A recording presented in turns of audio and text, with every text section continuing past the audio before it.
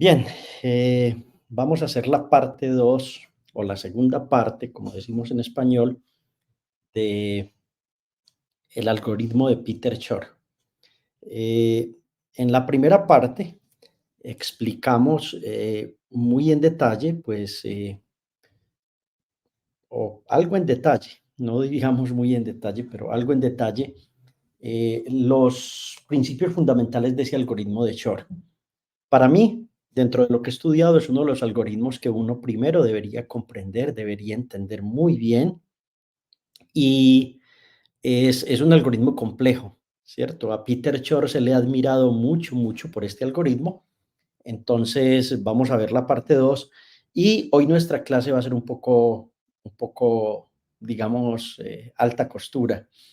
Y digo alta costura porque vamos a hacer un repaso de aquellas clases o de aquellas partes de los cursos de matemáticas que uno de pronto veía fragmentados, pero que ahora vamos a ver como con una conexión. Es decir, toda esa teoría matemática, cómo termina conectada con el problema de la criptografía y cómo ese problema de criptografía termina conectado con la computación cuántica y con algo que expliqué la clase pasada, que era encontrar el periodo de una función.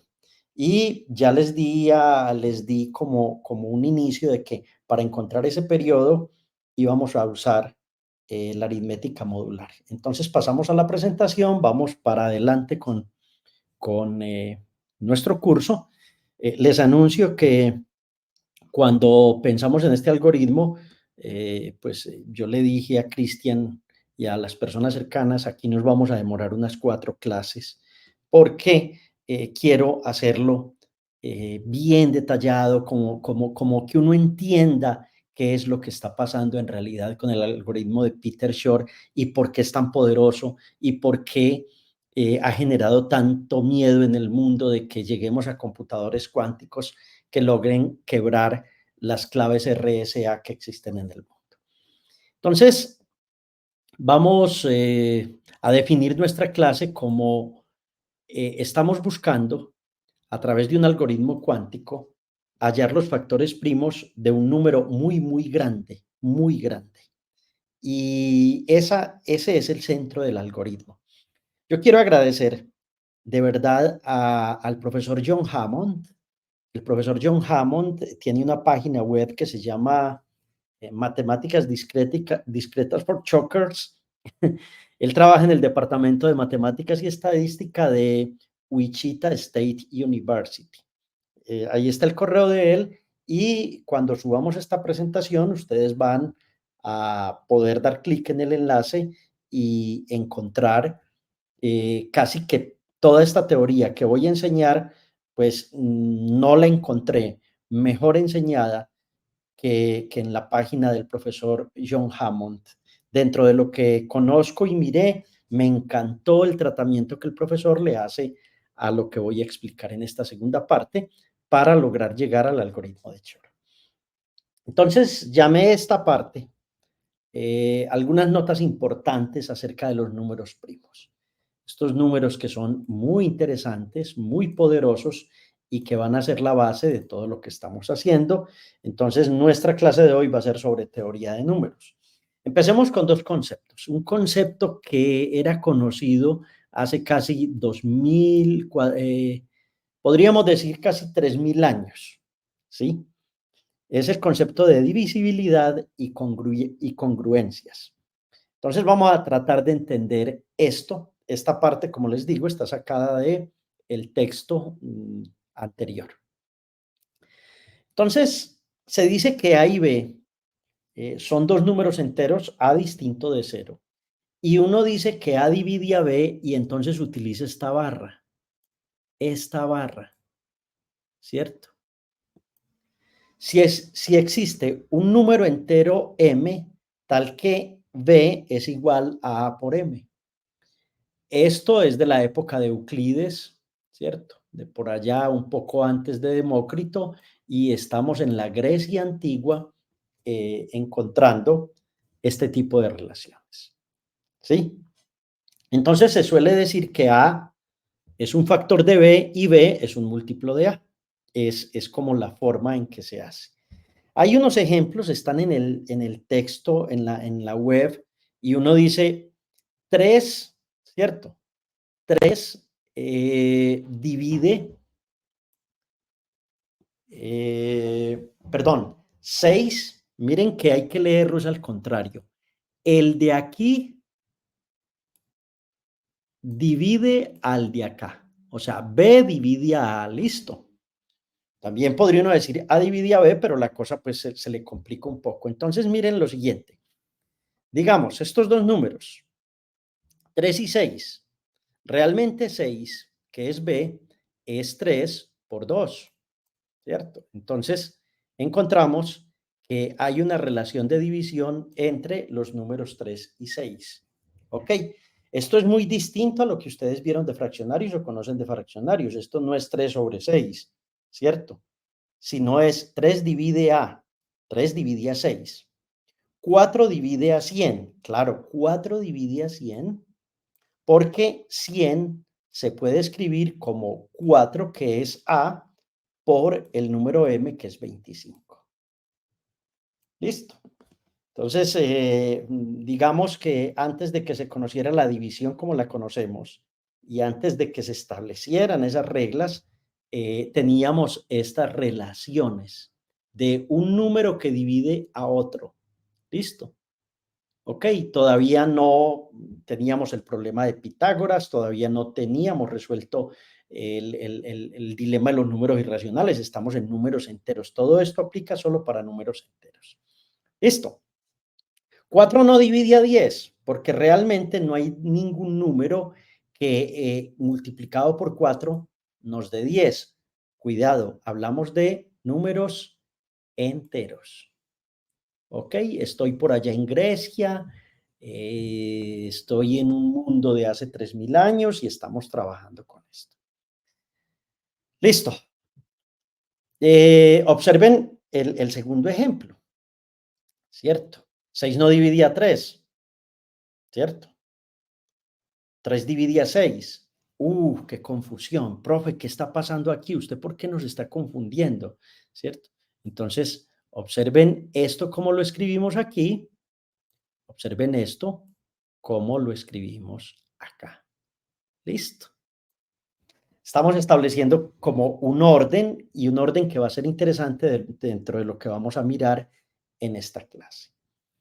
Entonces ya se arma un asunto que es, bueno, y si tengo todos esos números enteros y A es distinto de cero, entonces, ¿qué propiedades tiene eso? Lo aprendimos en el colegio. Si A divide a B y A divide a C, entonces A divide a B más C, ¿cierto? Una propiedad que llamábamos por allá asociativa, distributiva, conmutativa, etcétera. Los matemáticos deberán estar diciendo, profe, ¿qué está diciendo usted? Pero les estoy estableciendo propiedades que conocemos desde la época de Demócrito de Éfeso, o de Efeso, como le decían. Si A divide a B y A divide a B por C,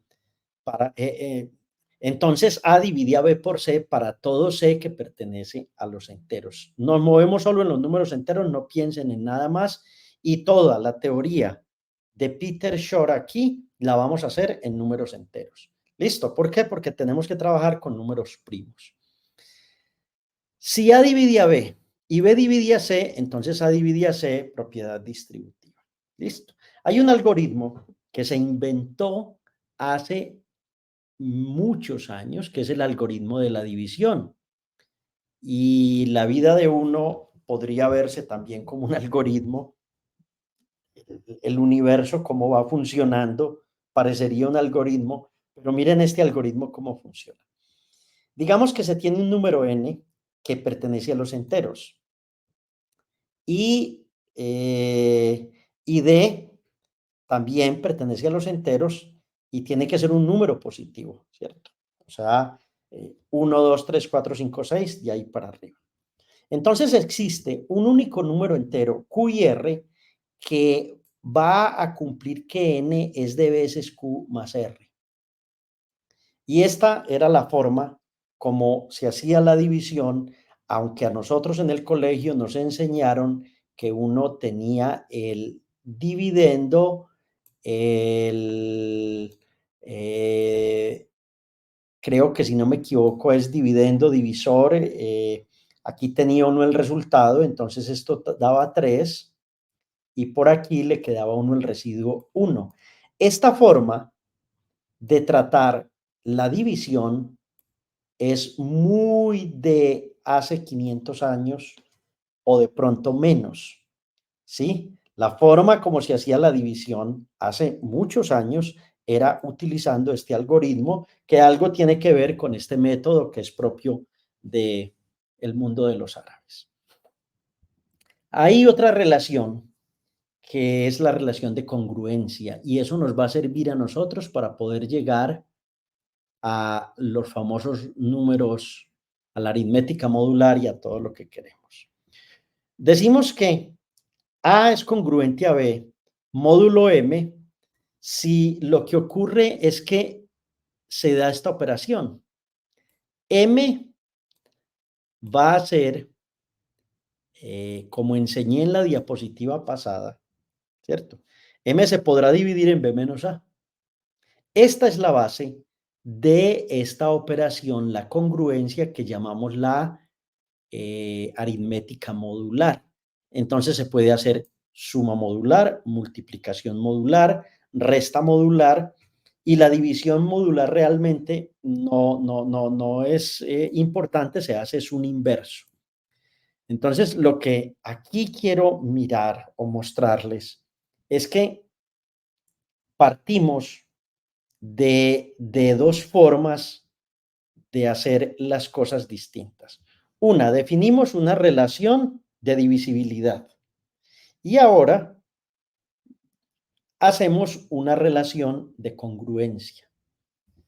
Importantísimo que entiendan que son dos operaciones, ¿cierto? Que en realidad me permiten hacer aritmética con números enteros. Y que, por ejemplo, esta es la base del algoritmo de Peter Shor.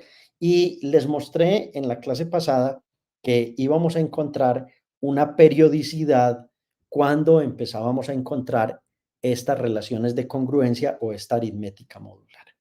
¿Ok? Miremos un poco lo que es la congruencia con la relación con el operador módulo. Hay un operador módulo que solemos utilizar en matemáticas, que es este, se utiliza en los lenguajes de programación como Java, Python, etc. Aquí es importante entender una cosa. Esta relación A es congruente con B, módulo M, realmente es una declaración de lógica matemática. Él nos dice que existen A, B, que están relacionados y que la relación va a estar dada porque el módulo M o M va a ser divisible por B menos A y esto es verdadero. ¿Ok? Pero en programación, cuando uno escribe A, operador módulo B, esto realmente es una operación matemática y el resultado de esto es un número. Entonces no se puede confundir de eh, este par de tareas que son importantes. Realmente la diferencia es muy sutil, pero va a ser muy importante dentro de lo que vamos a ver de aritmética modular. Compliquemos un poquito esto, llevémoslo un poquito a algo que vamos a llamar las clases de congruencia. Es como una cosa curiosa. Se dice que hay clases de congruencia de A módulo M si se cumple esto. Observen que se encierra dentro de corchetes a, se pone la M, dando a entender que es una clase de congruencia, y se dice que B es divisible por B igual, congruente, B es divisible por B, congruente con A módulo M. Difícil de entender, vamos a ver ejemplos, vamos a ir mirando y se van a dar cuenta que no es tan complicado, que en realidad es una forma de hacer aritmética con enteros muy bella que va a conducir a los problemas de encriptación, que va a conducir a los problemas de seguridad en las redes y que va a conducir a los problemas de computación clásica y computación cuántica que conocemos actualmente. Por eso les decía que esta clase iba a ser alta costura.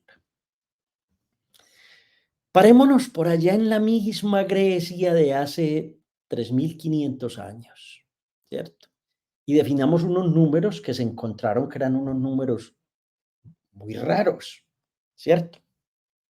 Los números primos. Se dice que un número P es primo si, si únicamente tiene como factores a P y a 1, no más. ¿Listo? Un entero positivo, o sea, cuando empiezas a contar de 1 hasta infinito, cuando no es primo, es un número compuesto, ¿cierto? Entonces esto siempre fue un misterio para la matemática, fue un misterio, pues hablo de un misterio de hace 3.000 años, ¿sí? Pero hay una proposición muy interesante, conocida desde, como les digo, la época de Demócrito, eh, y es esta. Hay infinitos números primos. Entonces la pregunta de los griegos era, ¿y qué son estos números tan raros? Si han leído un poco de historia, saben que hubo un número que fue capaz de acabar con la escuela de Pitágoras, ¿cierto? Este número fue un número que prácticamente causó demasiados líos en la escuela pitagórica, ¿cierto? ¿Por qué? Porque es un número completamente extraño, irracional, etcétera. Luego vienen los números imaginarios, pero estamos hablando de hace 400 años, la unidad imaginaria, pero parémonos en esa época, ¿cierto? En esa época donde el mundo era mágico todavía y donde las cosas eran tan extrañas, y entonces esto causaba de verdad problemas muy grandes. Entonces, hay un teorema fundamental de la aritmética. La aritmética es aquella que se ocupa de los números enteros. Y ese teorema fundamental de la aritmética me hizo acordar de mis cursos de bachillerato. Y dice lo siguiente: todo entero que sea mayor que 1 puede escribirse como el producto de dos números primos. Y este producto es único, ¿cierto? Y permite, ¿cierto?, ordenar o crear un orden de los factores primos de cualquier número. Uy, esto sí es una locura. Esto es una locura porque hecho en esa época, el asunto se volvía más raro. ¿Cómo así que todo número mayor que 1, cierto, podía ser escrito como el producto de números primos? Entonces uno dice, ¿y cómo resuelvo, por ejemplo, el 124? ¿Cuáles serán los dos números primos o los tres que me permiten escribir 124? ¿Cuál será 81? ¿Cuál será para el 941? ¿Y cuáles serán para el 3780? ¿Cierto? Esto me imagino en la época de los jardines de Babilonia, eh, resolviendo este problema a través de tablillas. ¿Sí? Si esto es cierto, si este teorema fundamental de la aritmética se cumple, entonces, ¿cómo se resuelve esto? Miren la solución. 124, ¿cierto? Será 62 por 2. Tan, tan, ¿cierto? Y 62, ¿sí? Entonces, ¿cómo lo puedo escribir? Digo, ¿cómo así? 3 por 31. ¿Qué pasa aquí? O sea, ¿cómo es que funciona esto? Acuérdense que esto es un teorema fundamental y entonces estos números NPQ, ¿cierto?, me van a permitir cumplir con esto. Todo número entero más grande que 1 puede ser escrito como el producto de números primos. ¿Listo? Miremos el siguiente para que les quede como simple. Ahora, la pregunta es entonces, ¿ustedes cómo rearman el 124? ¿Ven? ¿De qué manera terminan rearmando el 124? ¿Sí? Estamos. ¿Será que estoy equivocado aquí, profe? ¿Será que lo hizo mal? ¿Cierto? O sea, ¿qué es lo que pasa realmente? Que observen, por ejemplo, el número 3780. 3780, entonces uno dice dividámoslo por 2 y esto va a dar 1890. Dividamos por 2, dividamos por 3, dividamos por 3, dividamos por 3, ¿cierto? Dividamos por este entre 3 y nos queda 7. Entonces, observen, la pregunta es, uy, profe, ¿cómo así? Entonces, ¿cuáles son los números primos? ¿Dos o más? Tratemos de hacer esto. Multipliquen esto por esto, luego multiplican por esto, este de acá, o sea, se vienen así, tan, tan, multiplicando. Les estoy diciendo que vienen multiplicando, ¿estamos? Luego se vienen multiplicando. Entonces multiplican 7 por 3 por 3 por 3 por 3 por 2 por 2. Y todos estos números son primos. Todos estos números son primos. Es decir, que 3780 en estos momentos está escrito como el producto de 2, 4, 6, 7 números primos. Entonces ahora sí van a entender lo que aquí no habían entendido. Vuelvo a borrar. Y es 124 lo dividimos entre 2, nos da 62, ¿cierto? 62 dividido 3, entonces uno dice, ¿cómo así que 62 dividido 3? ¿Esto estará malo o qué es lo que pasa? Traten de hacer esto, ¿sí? 3, traten de hacer este asunto tal cual lo estoy haciendo con este que tengo aquí. Y entonces ustedes pueden encontrar si el profesor está en un error o el profesor realmente está bien. ¿Sí? O sea, si esto está bien. 35. Listo. Aquí. ¿Por qué lo podemos hacer de esta manera?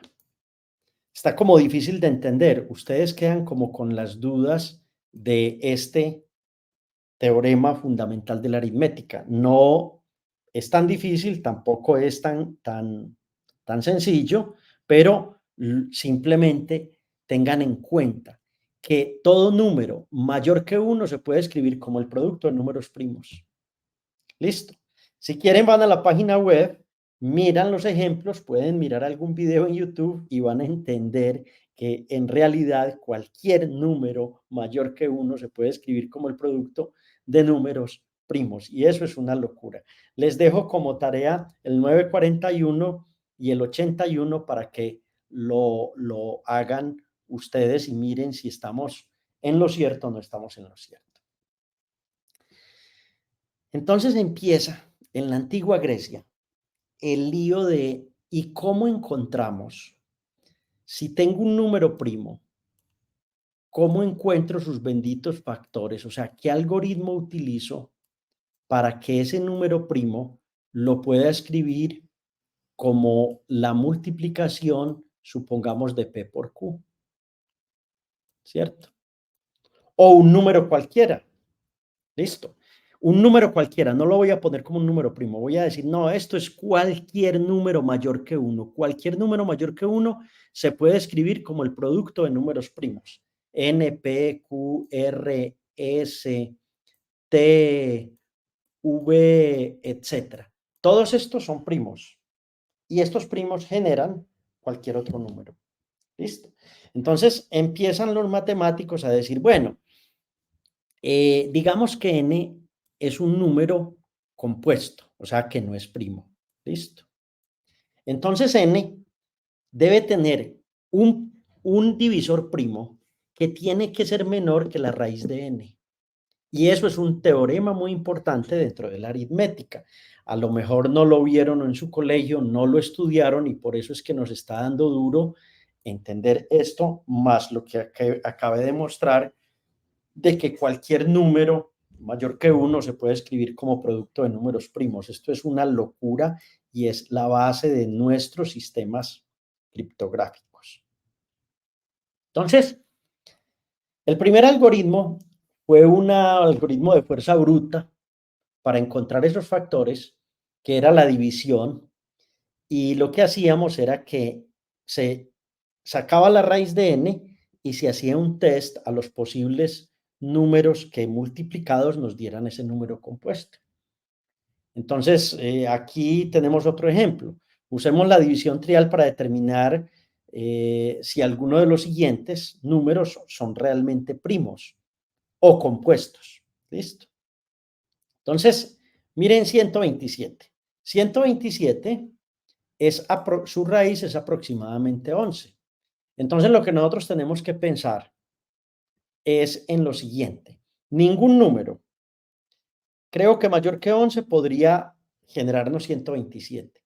Entonces, note que ninguno, ni 2, ni 3, ni 5, ni 7 o el mismo 11, ¿cierto? Son divisibles por 11. Entonces nosotros concluimos, ve qué interesante, este número es un número primo. Listo. 143.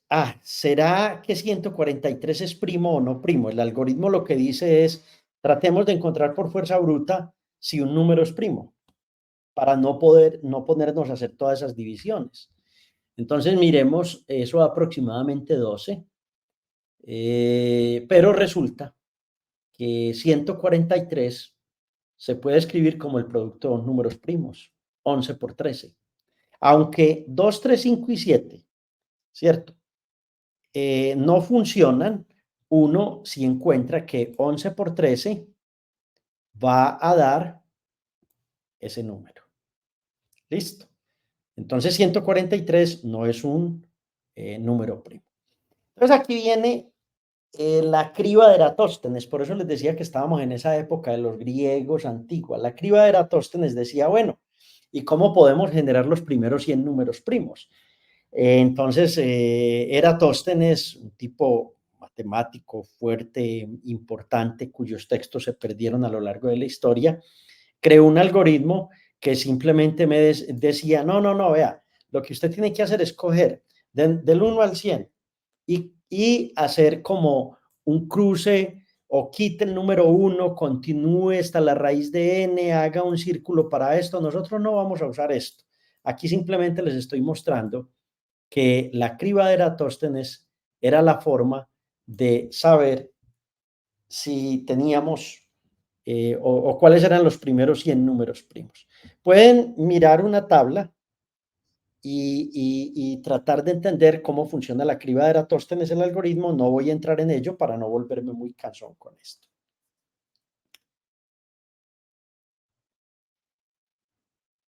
Eureka. Llega Euclides, ¿cierto? Llega Euclides, el hombre de la famosa geometría de Euclides, y crea un algoritmo en el año 300 antes de Cristo. O sea, hace 2354 años. Este hombre creó un algoritmo que es un algoritmo que eh, todavía pues que genera productos importantes en lo que es la matemática moderna. El algoritmo de Euclides es muy utilizado dentro del algoritmo de Peter Shor. Listo. Entonces, aquí GCDs significa el divisor más grande, ¿cierto? De un número, ¿cierto? Acuérdense del mínimo común múltiplo y del máximo común divisor, ¿cierto?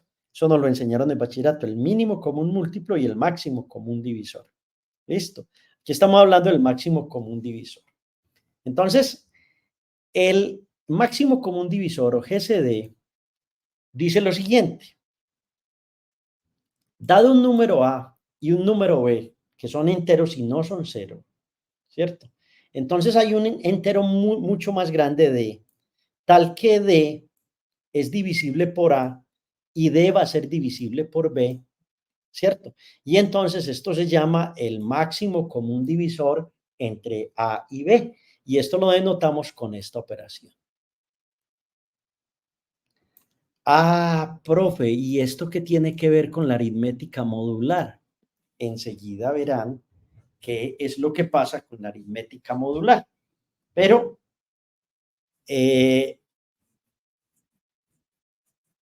lo que hace aquí Euclides es ya darnos un método que sigue siendo actual en la matemática moderna, que sigue siendo utilizado para encontrar y jugar con esos números primos, que es lo que estamos intentando hacer. Nosotros queremos entrar unas funciones a un computador cuántico y automáticamente hallar su periodo. Eso es lo que quiere hacer Peter Shor. Y eso se puede hacer en paralelo utilizando un computador cuántico. Calculamos que de 10.000 qubits. No estamos tan lejos, no estamos tan lejos. Entonces, bueno, calculemos el máximo común divisor de 36 y 69 o de 10 y 27 o de 360 y 1000. Esto es un ejercicio de, de matemáticas por allá de las que veíamos en bachillerato, ¿sí? Vamos a hacerlo, ¿cierto? No, este se los dejo como ejercicio, yo voy a hacer este, por ejemplo, ¿cuál es el máximo común divisor de 48 y 18? Entonces, 48 se puede escribir como 36 más 12, 18 por 2, ¿cierto? Pero 18, observen el algoritmo aquí, cómo funciona de genial. Tomo este número. 18 es 12 por 1 más 6. Entonces luego tomo este número y 12 es 6 por 2 más 0. En general, cuando yo encuentro este 0, ¿sí? Este último número va a ser el que estoy buscando, el máximo común divisor. Pero cuidado con lo que voy a explicar aquí, que no es tan fácil, pero que es muy bello. Hay otra forma de encontrar el máximo común divisor de un número y es utilizando aritmética modular. Y se dice que el máximo común divisor de un número se encuentra como x módulo y, coma y. Entonces, el máximo común divisor de 48 y 18 va a ser 48 módulo 18, ¿cierto? Coma 18, porque este es el segundo número que estoy buscando, este 18. Entonces ahora la operación es mucho más sencilla. En lugar de tener que hacer todo esto que hicimos acá de la época de Euclides, de la geometría euclidiana, en lugar de hacer eso, lo que hacemos es calcular 48 módulo 18. 48 módulo 18 va a ser muy simple. Va a ser un número que es el 12. Entonces, el máximo común divisor de 12 y 18 va a ser 6. Y cuando tenemos un número muy grande aquí, también podemos hacer exactamente lo mismo, ¿cierto? Entonces, aquí tengo una equivalencia entre dos cosas que son muy importantes, en lo que escribí de congruencia y lo que tenemos de los números primos para encontrar el máximo común divisor de un número. Esto tiene luego aplicaciones muy bellas. Hoy nuestra clase va a ser pura matemática. Digamos, bueno, ¿y cómo se hizo el algoritmo de Euclides? ¿Cierto?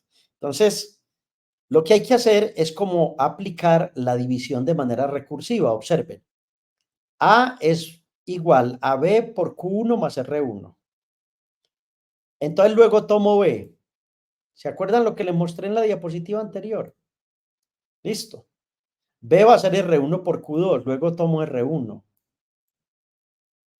luego tomo R2, ¿cierto? Y así sucesivamente hasta que encuentre un resto que sea cero. Este algoritmo que acabo de explicar es exactamente lo que acabo de hacer aquí. ¿Sí? Es exactamente esto. Miren, 48 es 18 por 2 más 12. Entonces bajo el 18 aquí y encuentro 18, es 12 por 1 más 6. Entonces bajo el 12 aquí y ya encuentro el bendito cero y este 6 va a ser el máximo común divisor. Distinto a lo que hicimos aquí, pero este es el algoritmo tal cual lo escribiríamos en ciencias de la computación y pondríamos ese ejercicio a los estudiantes. Observen que el máximo común divisor sería Rn, listo, el último número que luego tenga como residuo cero. Ese último número es este, pero ese número ya realmente lo encontramos aquí. Listo. No está tan fácil nuestra clase de hoy, mucha matemática, pero es de la única manera que somos capaces de eh, encontrar la real proeza y el real heroísmo de Peter Shor cuando logra hacer su algoritmo y se logra en el primer computador cuántico en el año 98 factorizar el número 15. Aquí lo que estoy mostrando es justo el mismo algoritmo que mostré en la diapositiva anterior. Lo borré, si bien lo loco que estoy yo. Solo les quiero mostrar que, velo, por aquí está una cosa loca, el 7,3, ¿cierto? Y el 7,3, qué maravilla. Y empezamos por 7,592 y fuimos usando el algoritmo de que 7,592 era 5,913 por 1 más 1,679, luego así y luego así. Imagínense cuando no existían las calculadoras ni los computadores, a los profesores de matemáticas poniéndole a resolver esto a Euler, a Lagrange, a Fourier, a todos ellos, y ellos tenían que hacer esto con lápiz y papel, ¿cierto? Para nosotros esto ya es, digamos, arcaico, ¿cierto? Esto es como este profe que está hablando como tal. Entonces, el máximo común divisor de este par de números es 73. Observen que uno siempre empieza con los dos números aquí. Voy a cambiar este color. Uno siempre empieza con el que quiere, el que es mayor, ¿cierto? El que es mayor. Y empieza con este y la multiplicación más lo que me falta para poder ir encontrando ese máximo común divisor. Ok, hay un lema que se llama el lema de Bezout. Yo no soy experto en el lema de Bezout, pero el lema de Bezout es una belleza porque conecta también la aritmética modular y dice, vea, esto se puede resolver como una ecuación de la siguiente manera. El máximo común divisor de dos números es A veces S más B veces T. Yo no voy a explicar este lema aquí, pero les pido el favor de que vayan a la página web de la Universidad de Wichita, el profesor que les recomendé, y con eso van a entender el lema de Bezout y cómo es que funciona este lema, que es hacer el algoritmo de Euclides, pero de forma contraria. Un ejercicio muy bello, muy bonito, interesante. Yo me encarreté haciéndolo y bueno, tuve que ver algunos videos y todo, pero no fue mayor problema. Este es el sitio web www.mat.wichita.edu /discrete rayabook y la sección de teoría de números. de exponenciación modular. Eso es un capítulo completo muy bello para ciencia de la computación en la Universidad de Wichita. Entonces, continuemos con esto. Profe, ¿y cómo se conecta todo esto? Para poder entender el algoritmo de Peter Shor, tenemos que entender una cosa que es toda rara. Y rara porque uno no la ve en sus cursos de matemática. Y es la exponenciación modular. Miren que dije que a través de la congruencia y la aritmética modular uno podía hacer sumas, multiplicaciones, que no se hacía división sino inverso, pero vamos a hacer, en lugar de ponernos a enseñarle sumas, multiplicaciones, yo quiero llegar a la exponenciación modular, que es lo que me interesa. Esto es un resultado muy bonito que en el algoritmo, cuando escribe uno el algoritmo, encuentra unas cosas muy curiosas. Esto sí es muy fácil, números binarios. 1 es n, ¿cierto? 2 a la 1 da 2. 2 a la 2 da 4. 2 a la 3, 8. 2 a la 4, 16. 2 a la 5, 32. 2 a la 6, 64. Esto, muchachos, no es más que contar en binario, ¿cierto? O sea, cogemos 2, ¿cierto? Y lo vamos elevando a la 1, a la 2, a la 3, a la 4, a la 5, hasta 2 a la 12, ¿cierto? Y así sucesivamente. Entonces, cuando se habla de aritmética modular, prácticamente estamos hablando como de esa conversión a binario. Sí, es una conexión curiosa, bonita, pero que van a ver.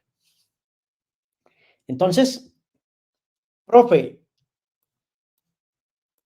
1930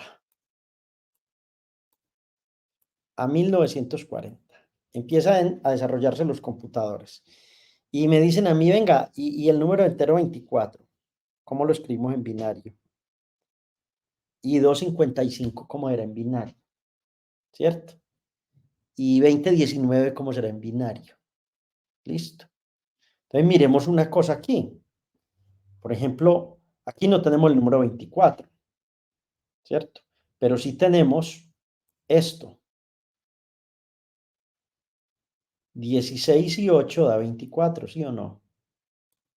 Y este 8 no es más que 2 a la 3, ¿sí o no? Y este 16 es 2 a la 4. Perdón, 2 a la 4. Entonces parece ser que nosotros podríamos escribir el número 24, ¿cierto? De alguna manera usando 2 a la 3 y 2 a la 4. Quienes ya han visto cursos avanzados de esto dirán, uy, profesor, ¿usted cómo nos va a explicar esto? Pues vea, lo voy a explicar muy fácil, como le enseñaron a uno. 24 es 16 más 8. Entonces realmente esto es 2 a la 4 más 2 a la 3. 255. Divido 128 más 64 más 32 más 16 más 8 más 4 más 2 más 1, y todo esto escrito en potencias de 2 no es más que esto. Listo. Y 2019, pues sí nos toca escribir 1024, que es el más cerquita, más 995, luego 995 es 4, bueno, y así sucesivamente hasta que encontramos esto, y esto ya lo pueden escribir en términos de estas potencias. Es decir, que estamos como conectando tres cosas raras aquí en esta clase. Miremos dos propiedades de los exponentes que van a ser importantes. A la m por elevado a la n es a la m por n. Bachillerato, grado no sé qué será, pero pues eso lo aprendí uno cuando está por allá en exponenciación, en el famoso libro de álgebra de Baldor, que era el que seguíamos. Entonces, hay otra propiedad que es a la m por a la n es igual a la m por n. Entonces, observen una cosa que empieza como a pasar que es como rara. n a la 1 es igual a n a la 1, pero n a la 1 elevado a la 2 es n a la 1 por 2. N a la 2 a la 2 es n a la 2 por 2, n a la 4, n a la 8, n a la 16, n a la 32, n a la 64 y n a la 128. Y usted puede continuar hasta el infinito si le provoca y nunca va a acabar de hacer eso. Pero entonces, ¿qué está tratando de enseñar el profesor? La exponenciación modular. Este es el proceso de repetidamente sacar un cuadrado y reducir el número, el módulo del número a algún entero. Y entonces combinar esto para hallar un resultado. Miren, tratemos de encontrar, por ejemplo, esto. 37 elevado al 82 módulo 52. Se ve difícil, se ve, wow, profe, ¿qué fue lo que usted puso ahí? Dios mío. Entonces vamos a hacerlo utilizando esa teoría de exponenciación anterior. Miren cómo se hace. 82, que es el exponente que tenemos aquí. Este 82 lo podemos escribir como 64 más 16 más 2, ¿cierto? Entonces, uno puede ir reduciendo esto muchas veces, porque uno dice, bueno, 2 a la 6 es 64, 64 es la potencia más alta de 2 en la representación binaria de 82. Entonces, ¿qué tal si hacemos una cosa? ¿Qué tal si cogemos lo siguiente? Este número de aquí es 37, entonces empecemos a jugar con él.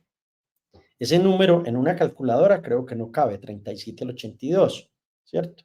Pero miren cómo puede irse resolviendo fácilmente. 37 a la 1 es igual a 37 a la 1, esto es 37 módulo 52. Fácil de resolver. Todavía no sabemos cuál es el residuo de eso, ¿cierto? No nos interesa por ahora. Nos interesa es que ese 37 a la 82 es realmente una amenaza. Es un monstruo que se lo come a uno, que donde se lo pongan a uno en un examen o en un parcial, uno queda frito.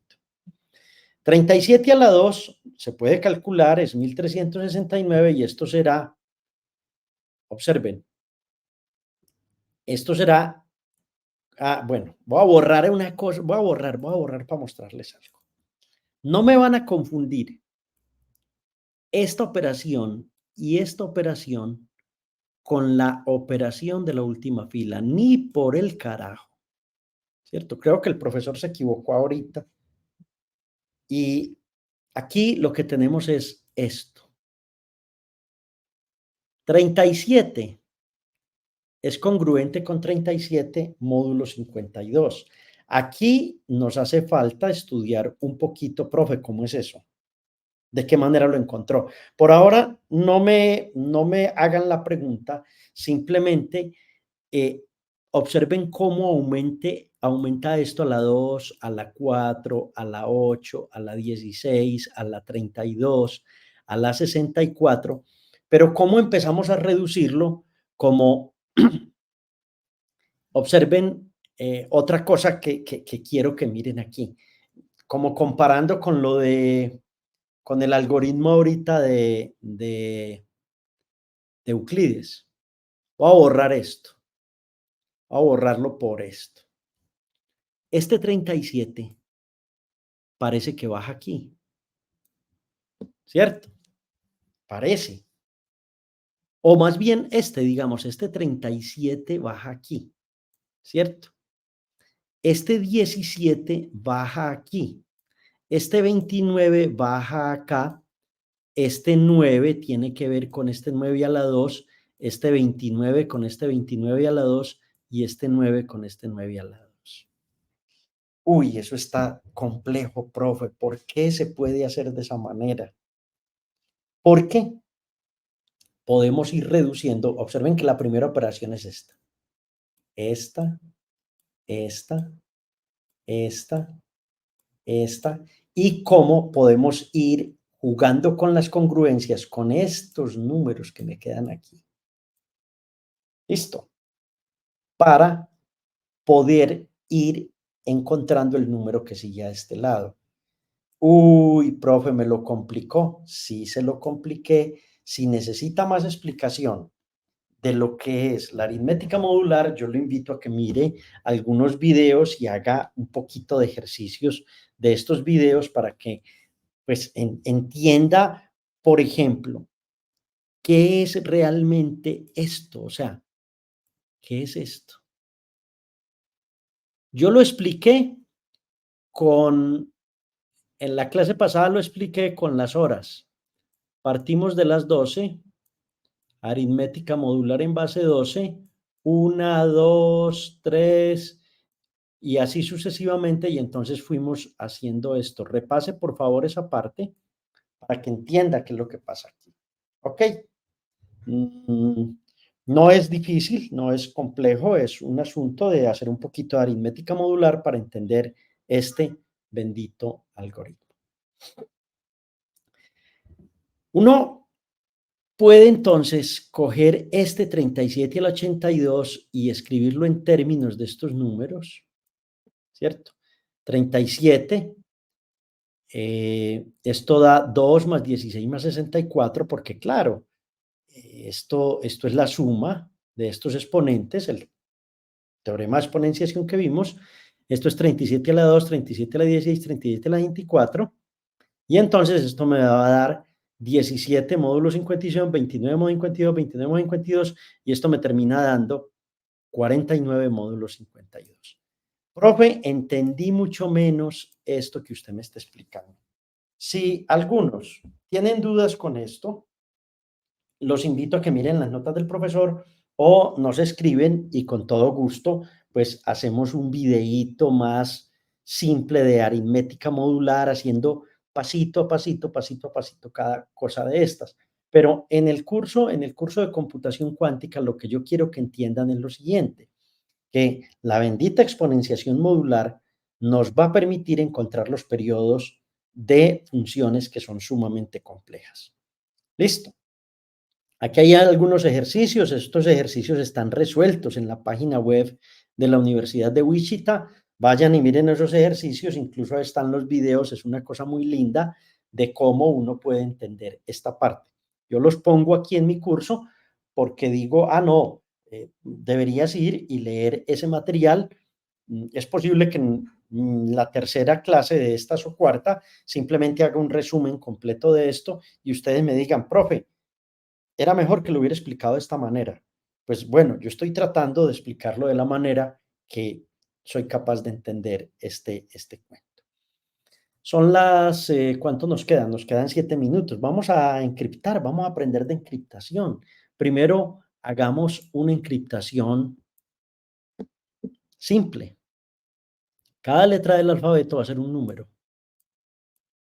A va a ser 0, B va a ser 1, C va a ser 2, ¿cierto? Esto lo utilizó un general romano, Julio César. Se llamaba la encriptación de César para comunicar los mensajes a las tropas, ¿cierto? Entonces es codificar el alfabeto de la manera más simple posible. ¿Listo? Hay otra forma que es mover el cifrado, ¿cierto? Entonces en el cifrado de César, por ejemplo, uno podía mover 3 posiciones. Decir que A va a ser D y B va a ser E. Entonces se mueven los números. Listo. Si uno encripta letra a letra, entonces uno puede decir que esa encriptación es E de X igual a X más 3 módulo 26. La pregunta es, profe, ¿por qué módulo 26? 27 ceras, 26 letras del alfabeto en inglés, ¿cierto? Cuenten SDF, ¿cierto? ¿Cuántas letras tienen en inglés para hacer esta encriptación? No en español sería un módulo, no sé, creo que 27 o 28, porque la ñ no existe en inglés y no recuerdo qué otra no existe. Listo.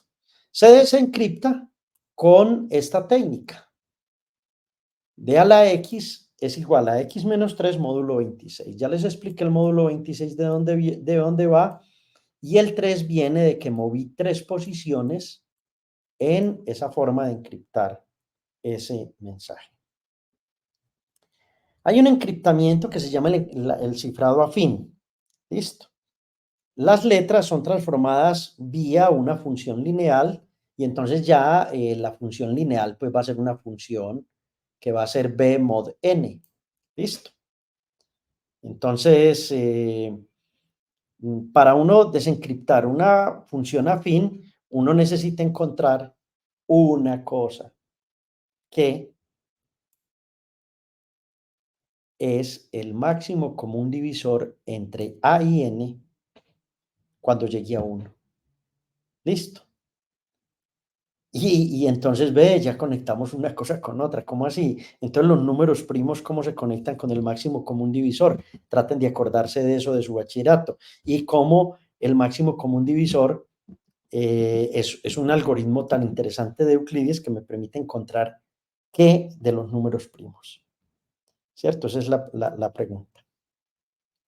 Un ejemplo, 5x más 14 módulo 26 es un ejemplo de un cifrado afín. Entonces uno puede coger la letra A, la letra M, las puede encriptar y asegurar qué número es o a qué corresponden o cuál es el mensaje o el número que necesito enviar. Listo. Esto fue todas estas cosas fueron muy útiles cuando se usaban los benditos telegramas. Eso no les tocó a ustedes, estoy hablando de una cosa de hace muchos años. Ah, profe, ¿cómo así que todo esto tiene que ver con un algoritmo que se llama RSA? Claro, hay un algoritmo de clave pública que está basado en el hecho de la factorización de enteros, que es un problema considerado muy duro. Y entonces el problema es el siguiente. Dado un número n que es igual a pk y un número m que es p menos 1, q menos 1, pero cuidado, p es primo y q es un número primo. Entonces tenemos que hallar un número e que es un primo relativo a m. Determinar d, que es el inverso de e módulo m. Ah, aritmética modular por aquí. Entonces la clave pública es lo que va en e, n y la clave privada es lo que va en d, n. Mucha matemática. Pueden tratar de mirar videos de cómo funciona el algoritmo RCA, pero no creo que con lo que ustedes han visto en esta clase ya tienen elementos para decir, uy, repasé por qué los números primos son importantes, porque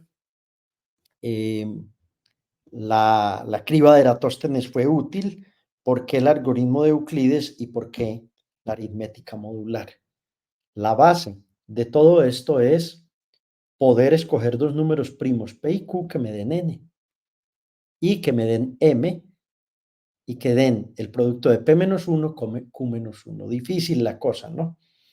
Entonces, hay un proceso de encriptar y un proceso de desencriptar, ¿sí? Uno puede dividir el mensaje en bloques, esto ya es un poquito de cómo se transmite la información. Esos mensajes en bloques se van a cifrar, de acuerdo a una clave pública que tiene una longitud de 1024 o de 2048 o de 4096 bits, y eso es lo que es realmente difícil en Internet. Bueno, toda esta parte la pueden mirar de cómo funciona el algoritmo RCA. A futuro vamos a dictar unas clases de criptografía y de criptografía cuántica. Hay una ya de criptografía del profesor Daniel Cabarcas. Aquí hay un ejemplo. Si tomamos P igual 59, Q igual 83 y escogemos E igual 15, entonces queremos encriptar WhatsApp. ¿Listo?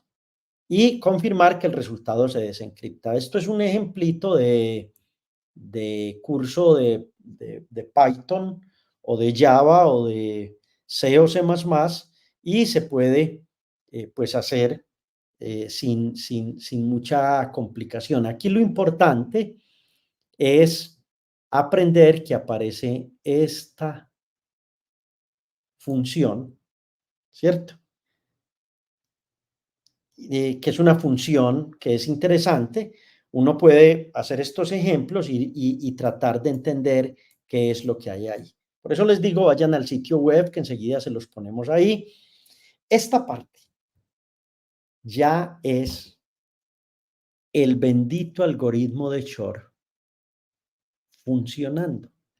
Miren que hicimos un ejemplo, creo que fue con 37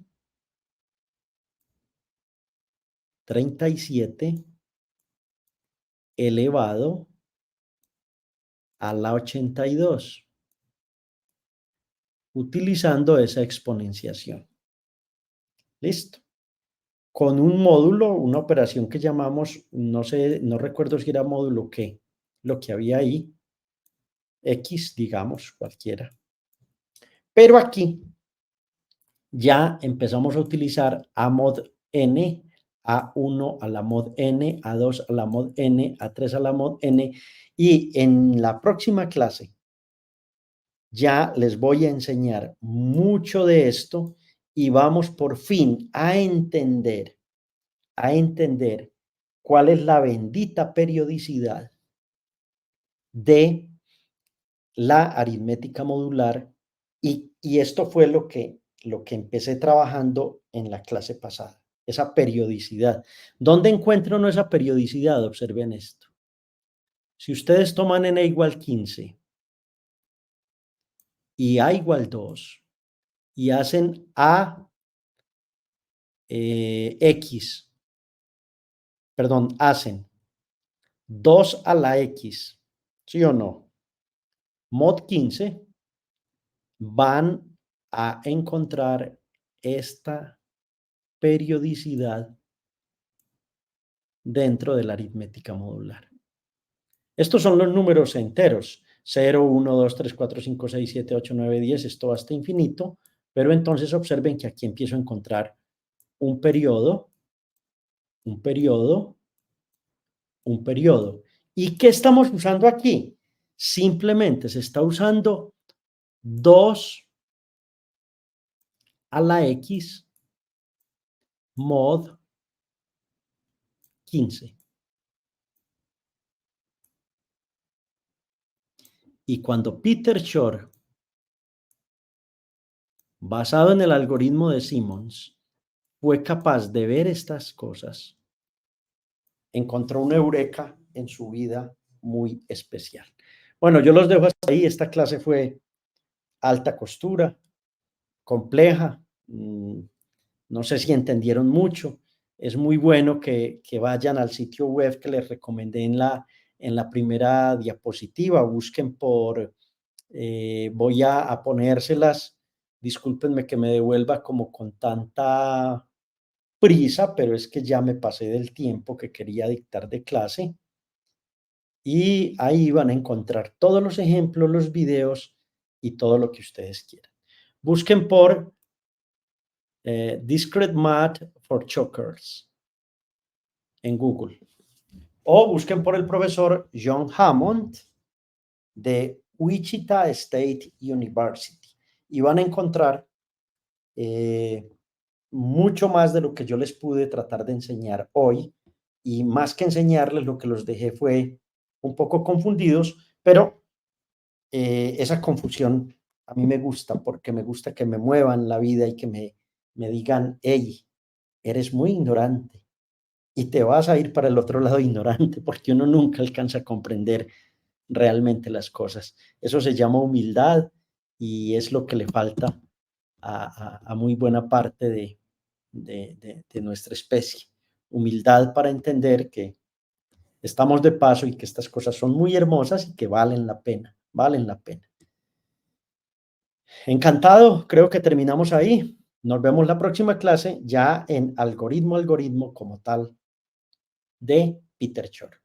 Y vamos a ir haciendo primero la parte cuántica y luego la parte clásica y continuaremos con la programación de este algoritmo.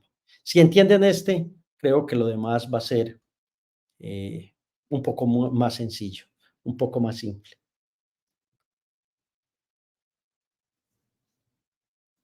Bueno, feliz noche y hasta pronto.